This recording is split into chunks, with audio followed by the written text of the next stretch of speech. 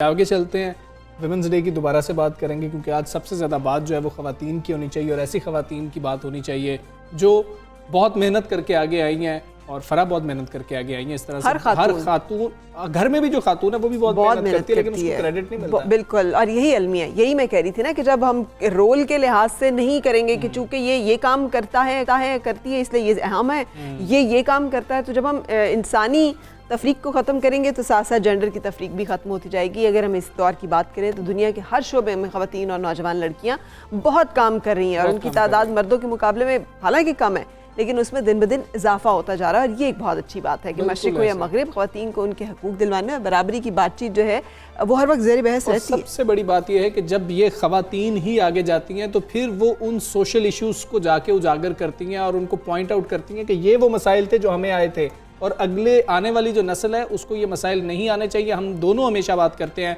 हम अपनी पार्लिमान के अंदर ये फ़र्क देखते हैं कि जब कोई सोशल इशू होता है उसके हवाले से बिल आता है वो कोई खातून लेके आती है। अच्छा, अब मैं एक छोटी सी बात करूँ, जहाँ पे ख़वातीन मौजूद होती हैं ना, जिस ऑर्गेनाइजेशन में, जिस जगह पे, वहाँ का माहौल भी बैलेंस होता है और जहाँ पे उनकी से होती है पॉलिसी मेकिंग में या फिर एडमिनिस्ट्रेशन लेवल पे, वहाँ पर हालात फ़र्क होते हैं जहाँ बनस्बत एक ऐसे इदारे के जहाँ पर कि मेल डोमिनेंस बहुत ज़्यादा होती है और वहाँ पे ख़वातीन का पॉइंट ऑफ व्यू या उनके मसाइल की समझ भी नहीं होती और फिर उसकी एप्रिसिएशन भी नहीं उस तरह से होती। बिल्कुल ऐसा ही है। तमाम पाकिस्तानी ख़वातीन जो किसी भी शोबे में फ़राइज़ अदा कर रही हैं वो हमारे लिए काबिल फ़ख्र हैं और पाकिस्तानी मुआशरे में औरत के लिए तरक्की के तमाम मौक़े मौजूद होना, यही हमारा ख्वाब है कि तमाम मौक़े मौजूद हों और वो जो हम इम्तियाज़ की बात करते हैं वो इम्तियाज़ नहीं होना चाहिए। बिल्कुल। सो हम अपनी मेहमान से बात करेंगे। मुख्तलिफ ऐसे शोबाजात हैं ज़िंदगी के जहाँ पे मर्दों की ज़्यादादारी समझी जाती थी कि ये तो उन्हीं के करने के काम है, लेकिन ख़वातीन ने ना सिर्फ चैलेंज किया बल्कि प्रूव किया कि वो किसी से कम नहीं है। सो हम आर्किटेक्ट से बात करने जा रहे हैं। मारवी मज़हर हमारे साथ हैं।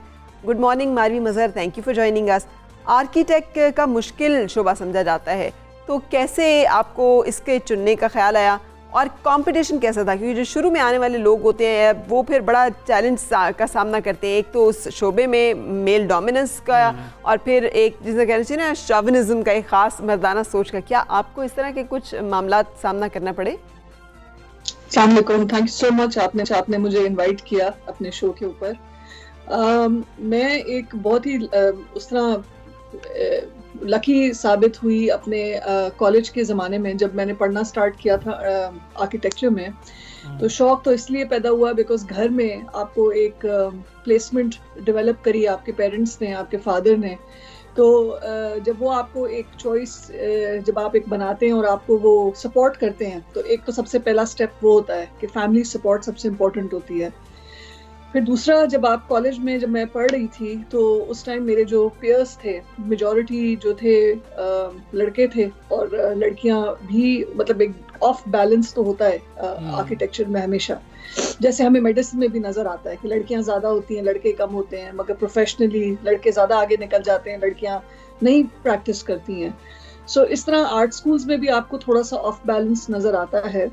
मगर इंटरेस्टिंग बात ये होती है कि जब आप प्रैक्टिकल लाइफ में जाते हैं और वो जो पॉकेट्स होते हैं कि आर्किटेक्चर है तो अगर लड़की कर रही है तो इंटीरियर कर रही है और अगर लड़का कर रहा है तो इंजीनियरिंग की तरफ से सोच रहा है, तो वो हमें हमेशा one had to look into it and see के इसकी किस तरह हम इसको प्रूफ कर सकते हैं। सो कभी कभार जेंडर्ड स्पेसेस में हमें हमेशा प्रूफ करना पड़ता है अपनी placement. And it's not about कि हमें लड़ना पड़ता है, हर दफा वो बात नहीं होती है, मगर चैलेंज हमेशा होता है कि आप क्या कर सकते हैं। I have been very lucky in my form कि मैंने जितना हेरिटेज के ऊपर और पब्लिक इंटरवेंशंस के ऊपर काम किया है, मेरे साथ मेल पॉपुलेशन ने जब भी काम किया है, they have always been in a support format, चाहे वो लेबर हो, कॉन्ट्रैक्टर हो या प्लम्बर हो। उन सब ने बहुत ही इज्जत से और बहुत ही समझ के इस चीज़ को देखा, क्योंकि आपकी जो फील्ड की जो एक रिलेशनशिप होती है और आप जिस तरह उस काम को निभाते हैं वही चीज़ कभी कभार बोल देती है और आपको ज़्यादा अपने बॉडी के ऊपर इतनी बात नहीं करनी पड़ती जितने आपका पेन और पेपर बात करता है।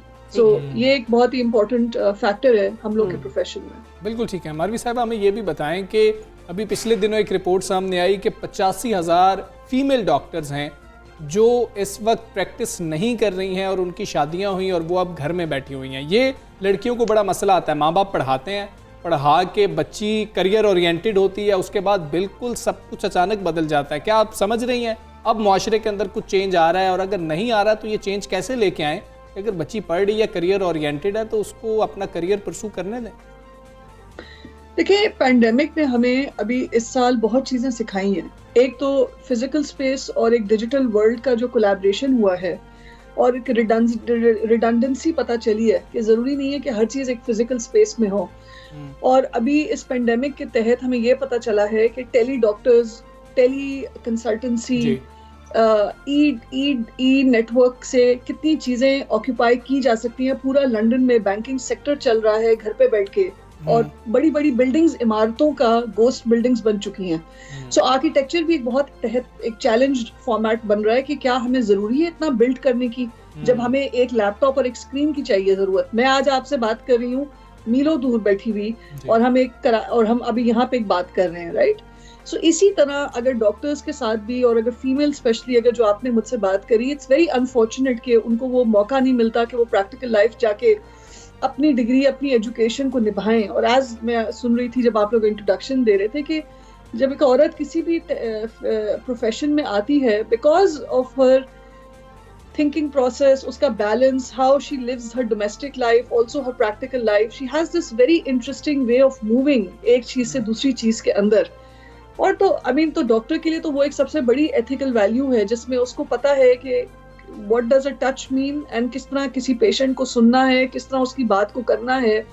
तो आई फील कि ये बहुत अनफॉर्चुनेट है कि वो कभी उनको मौका मिलता नहीं है। मगर I hope with technology and with e commerce and with E network it will be possible, वो भी बैठ के ये काम कर सकते। वेस्ट ने एक सिस्टम इवॉल्व कर लिया। उन्होंने ये समझ लिया कि अगर औरत को काम करना है तो फिर मर्द को भी कंट्रीब्यूट करना है घर के कामों में। वहाँ पर अगर दोनों काम कर रहे हैं, दोनों पार्टनर्स, तो घर के कामों में भी बराबर काम कर रहे हैं। हमारे यहाँ पर मसला ये है कि खातून जो है उसे अगर बाहर काम करना है तो घर का काम तो उसे करना ही करना है, ऑन टॉप ऑफ दैट उसे बाहर की जिम्मेदारियाँ भी लेनी है। यानी उसकी जिम्मेदारियों में कोई शेयर नहीं है, लेकिन वो मर्द की जिम्मेदारियाँ जो है उनको शोल्डर करे। अब आप इसको कैसे देखती हैं कि फैमिली ईयर्स भी वही होते हैं और करियर ईयर्स भी वही होते हैं। Either you can have a good family और you can have a good career. ये जो चॉइस है ख़वातीन को, फिर उसमें वो कंपेल्ड होती हैं कि वो एक अपने घर बार को बचा लें, अपने अच्छी फैमिली को। तो आप इस प्रोसेस में से गुजरी हैं, what is your take on it? देखिए, again I've been brought up by father, मेरी तो मदर की भी बहुत जल्दी अर्ली डेथ हो गई थी, तो एक सिंगल फादर ने हमें ब्रॉट अप किया है। एंड मैं आपको बताऊं कि इसमें एक जो सबसे इम्पोर्टेंट चीज़ है वो यही है कि आपका सोशल चेंज कैसे आएगा जब तक सोशल कम्युनिटी और थिंकिंग नहीं समझी जाएगी, और अगर चाइल्डहुड लेवल तक नहीं बताया जाएगा। ये जो प्रोपोर्शंस हैं कि घर घर खेलना है तो लड़की का रोल ये, बच्ची का रोल ये होगा, लड़का ये खेलेगा, टॉयज ये हैं, लड़का इससे खेलेगा, लड़की इससे खेलेगा, ये जो सब चीज़ें हैं ना, ये एक तो चाइल्डहुड ग्रासरूट लेवल से ये चेंजेस आती हैं कि माँ बाप अपने बच्चों को क्या सिखाते हैं। एक एस्पेक्ट ये है एजुकेशन। दूसरा सबसे स्ट्रॉन्ग एस्पेक्ट है आपका एंटरटेनमेंट। आपको विजुअली क्या चीज़ें आप कंज्यूम कर रहे हैं, आपके एड्स क्या कहते हैं, आपके टेलीफिल्म्स और आपकी ड्रामास क्या बोलते हैं। ये सब चीज़ें जब तक आप इसके ऊपर पॉलिसीज और चेंजेस नहीं लाएंगे और आप बताएंगे नहीं कि हमें ये नैरेटिव हम क्या दिखा रहे हैं, तो ये काम आगे नहीं चलेगा। इस तरह तो फिर हम हमेशा ही यही करेंगे कि आदमी बोलेगा अच्छा तुमने, कोई बात नहीं, तुमने काम किया है बाहर, घर आओ अब तुमने ये भी काम करना है, बिकॉज ऑटोमेटिकली ये तुम्हारा फर्ज बनता है। और आई थिंक ये जो शर्म है कि बर्तन साथ धो लेना या खाना साथ पका लेना, ये मेरा काम नहीं है, ये तुम्हारा काम है, ये सब चीज़ें सिर्फ कम्युनिटी चेंजेस से आता है, फैमिली चेंजेस से आता है, और थ्रू एजुकेशन आता है। ठीक है। अच्छा, एक और इशू जिसका सामना करना पड़ता है किसी भी वर्किंग वुमन को, वो है कि जब आपके मेल कोलीग्स जो हैं वो आपको वैलिडेट नहीं करते। मतलब आपकी राय इज ऑलवेज अ लेसर राय, वो कुछ भी कहें तो वो बेहतर है, आप कुछ भी कह रहे हो वो वैल्यूएबल नहीं है। फिर वेजेस का बहुत बड़ा डिफरेंस आता है। आपके जो मेल काउंटर पार्ट्स होते हैं उनको ज़्यादा पैसे देने में किसी को कोई एतराज़ नहीं होता, ख़वातीन को पैसे देने में। एंड देन जो डिलीवरी की छुट्टियां हैं, प्रेगनेंसी लीव्स हैं, इस तरह के मामलात में ऑर्गेनाइजेशन के अंदर सेंसिटाइजेशन मौजूद नहीं है। अभी तक हमारे यहाँ पर जो है बहुत सारे जिसे कहना चाहिए बच्चों के रखने के लिए कि हर इदारे में कोई ऐसी जगह हो जहाँ पर खातून जो अपने बच्चों को ला सके और रख सके, डे केयर्स वो भी नहीं है। तो इन मामलात के बारे में आप क्या कहेंगी कि आप एक सक्सेसफुल खातून है और आपने एक चैलेंजिंग करियर को अडॉप्ट किया है, how to deal with these problems? देखें, these are all format of कि जैसे जैसे टाइम आपके ज़रूरतें बढ़ती जाती हैं। पहली बात तो आपने वेजेस की करी और इक्वालिटी की बात करी, इसको मैं इस तरह केटर करूंगी कि आप ये इसको मैं इसका कोई सोल्यूशन तो है नहीं ना, क्योंकि औरत मार्च और जो लिबरेशन की कॉन्वर्जेशन है वो यही तो है, वो यही तो लड़ाई है कि हमें इक्वल राइट्स मिलें। तो जो लोग पूछते हैं कि ये मार्च की ज़रूरत क्यों है, वो इन्हीं वजहों से है। अभी अगर जो चार्टर निकला है, और मैं कल रात ही पढ़ रही थी विमेंस राइट्स का, कि वो जो उन लोगों ने मांगे हैं वो चार्टर बिल्कुल एक ह्यूमन राइट्स के हैं, वो एक औरत के थोड़ी हैं। सो ये तो जहन से निकाल दिया जाए कि it's about male and female, it's about human rights, it's about कि आप तो मेरे जेंडर को देख के तो नहीं मुझे तनख्वाह देना, मेरी दिमाग को देख के करें, क्योंकि सोच तो हम दोनों की सेम है ना। जब हम टेबल पे बैठते हैं आप भी वही बात करेंगे, मैं भी वही बात करूंगी, तो ये इक्वल राइट्स की बात है। तो ये इसी के ऊपर ही कॉन्वर्जेशन है। दूसरी बात आपने बोली asking rights for a place, कि अगर डे केयर है या मेरी सहूलत क्या है, या एक औरत के लिए अगर वो प्रेग्नेंट है तो उसके लिए क्या फीजिबिलिटी की जा सकती है। मैटरनिटी लीव, पेरेंट फादर की लीव भी होती है, तो उसमें उन चीज़ों के लिए क्या किया जाए। अब मैं आपको बताऊं, जैसे कि स्पेशली एबल्ड लोगों के लिए रैंप बनता है ना, बिल्डिंग्स में एक पॉलिसी बन गई है कि आपने रैंप देना है जब आपका डिजाइन शुरू हो रहा होता है। बिल्कुल ठीक है। तो मरवी बहुत शुक्रिया, सॉरी टू कट यू, कि टाइम कम है, हमें जाना है। बहुत शुक्रिया, आपने वुमेन डे के हवाले से और ख़वातीन के हवाले से बहुत इंपॉर्टेंट बातें की। Thank you very much for that. And अपने अपने घरों के अंदर अगर हम अपनी ख़वातीन को रिस्पेक्ट देना शुरू करें, इस दायरे को बढ़ाते जाएं, तो ये मामलात बहुत बेहतर